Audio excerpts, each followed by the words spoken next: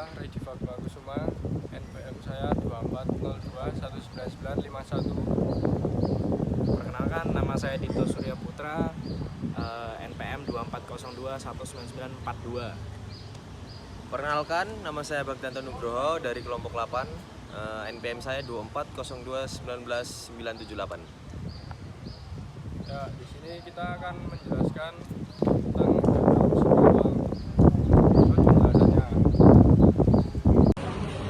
Halo, kenalin aku Gracie Tifanga dengan NPM 24021944. Kenalin aku Velia, NPM 24021948. Jadi di sini kita akan jelasin tentang Danau Singkarak. Selamat menyaksikan. Bye. Danau Singkarak adalah sebuah danau tektonik yang secara administratif berada di dalam dua kabupaten, yaitu Kabupaten Solok dan Tanah Datar. Perairan danau tersebut memiliki luas areal 107,8 meter kuadrat, dengan panjang maksimum 21 km dan lebar 7 km. Danau tersebut terletak pada ketinggian 362 di atas permukaan laut. Volume air di Danau Singkarak sangat dipengaruhi oleh sungai yang berhubungan langsung dengan danau tersebut. Beberapa sungai yang bermuara ke Danau Singkarak antara lain adalah Sungai Sumpur, Tanjung Mutiara, Paninggahan, Saningbaka, Muara Pingai, dan Sumani. Sedangkan saluran pembuangan Danau Singkarak adalah Sungai Ombilin yang mengalir ke arah timur bermuara ke Provinsi Riau. Sejak tahun 1998, air Danau Singkarak dialirkan keluar juga melalui terowongan PLTA Singkarak di sebelah barat. Danau Singkarak merupakan danau tektonik yang struktur geologi dan asal-muasal pembentukannya berkaitan era dengan pergerakan sesar Sumatera. Sesar Sumatera merupakan sesar geser mengiri yang menyebabkan terbentuk cekungan tarik urai sampai dengan saat ini yang disebut dengan Danau Singkarak. Hal tersebut ditunjukkan oleh pola-pola kelurusan di sekitar Danau Singkarak, memiliki orientasi paralel dengan sesar Sumatera yang yaitu tenggara sampai barat laut. Sebagai sesar geser yang memiliki segmen, sesar-sesar yang berada di danau ini dapat dikelompokkan menjadi dua buah segmen, yaitu segmen Sianok dan segmen Sumani. Sesar-sesar pada kedua segmen ini menyebabkan paparan danau yang tidak jauh dan kemiringan permukaan lereng danau yang curam. Proses sedimentasi dan aktivitas sesar-sesar di Danau Singkarak mengontrol proses pengendapan dan pembentukan sublingkungan pengendapan di sekitar Danau Singkarak sampai saat ini. Sesar-sesar akan mengkontrol arsitektur kerangka dasar cekungan, proses deformasi sedimen yang belum terkonsolidasi, dan proses sedimentasi yang cepat. Proses sedimentasi yang cepat tersebut terjadi akibat adanya gerakan massa tanah dan batuan yang dipengaruhi oleh adanya aktivitas sesar dan tingkat kejenuhan air pada batuan dan tanah yang kelewat jenuh, sehingga terjadilah banjir bandang. Pada bagian pinggir danau dilakukan pengamatan teras sungai dan tebing dan pengambilan sampel sedimen dengan pipkor dan cutting pemboran dangkal. Selain itu juga dilakukan survei singkapan batuan dan gejala struktur di sekitar danau. Sampel sedimen dibawa ke laboratorium untuk dilakukan analisis umur risostop, karbon, ukuran butir, mineralisis, analisis spaniologi, analisis geokimia, batuan induk. Litiologi permukaan sekitar Danau Singkarak terdiri dari batuan dasar pratersier, batuan vulkanik kuarter, dan aluvium kuarter. Batuan dasar pratersier di daerah tersebut terdiri dari granit ombilin dan batuan gamping, filit, dan serpih dari formasi kuantan.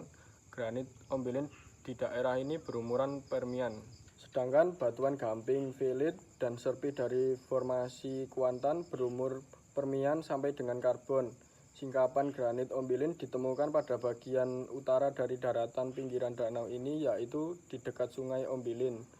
Batuan filit, serpih, dan batuan gamping dari formasi kuantan banyak ditemukan di bagian selatan dari daratan pinggiran danau Singkarak. Aluvium kuarter banyak ditemukan di bagian tenggara dari daratan pinggiran danau Singkarak.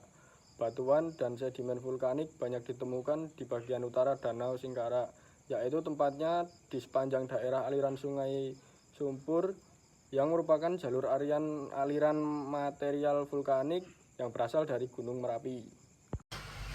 Lingkungan pengendapan di sekitar Danau Singkarak dapat dikelompokkan menjadi 3 areal berdasarkan posisi, kedalaman, dan interaksinya dengan air danau, yaitu areal daratan pinggiran danau, areal transisi, dan areal perairan danau. Di Danau Singkarak, pada daratan di area pinggiran danau, terbentuk kompleks sungai berbelok dan sungai teranyam, dataran aluvial dan kipas aluvial. Di sisi lain, yaitu pada areal transisi, terbentuk lingkungan pengendapan delta, kipas delta, dan pantai danau.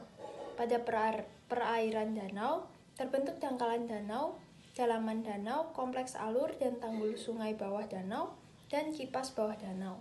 Kompleks sungai berbelok dan sungai teranyam yang bermuara di Danau Singkarak umumnya membentuk delta pada bagian muaranya.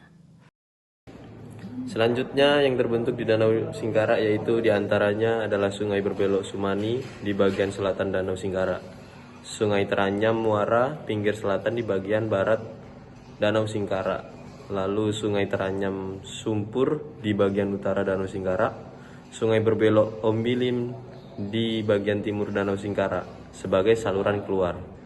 Delta yang terbentuk pada muara dari kompleks Sungai Berbelok dan Sungai Teranyam adalah seperti Delta Sumani, Delta Sumpur, dan Delta Muara Pingai. Sedangkan terbentuknya kipas delta adalah selain berkaitan dengan sedimen yang dibawa oleh sungai dan bermuara di perairan danau, juga berkaitan dengan lereng danau yang curam yang terbentuk oleh sesar. Kipas delta yang terbentuk berkaitan dengan sesar geser, segmen Sumani dan segmen Siano. Pada segmen Sumani di sebelah selatan dari Danau Singkarak terbentuk kipas delta Saniang Baka, Muara, Pingai, dan Paningahan. Pada segmen Sumani di sebelah utara dari Danau Singkarak terbentuk kipas delta Guguk Malau, Malau, dan Tanjung Mutiara. Danau Singkarak tentunya memiliki manfaat bagi masyarakat di sekitar. Selain digunakan sebagai sumber pengairan lahan pertanian, danau ini juga digunakan untuk pembangkit listrik yang airnya dialiskan melewati terowongan menembus Bukit Barisan ke Batang Anai untuk menggerakkan generator PLTA Singkarak di dekat Lubuk Alung, Kabupaten Padang Pariaman. Tidak hanya itu saja manfaat dari Danau Singkarak, tapi Danau Singkarak juga menjadi tempat pembudidayaan ikan serta sebagai tempat wisata, di mana Danau Singkarak memiliki pemandangan alam yang sangat indah dan menakjubkan. Jika dipandang dari tepian danau, akan terlihat keindahan danau yang dikelilingi bukit-bukit yang sangat hijau. Dengan pemandangan yang indah ini, maka tidak salah jika objek wisata ini menjadi objek tempat wisata terfavorit di Provinsi Sumatera Barat.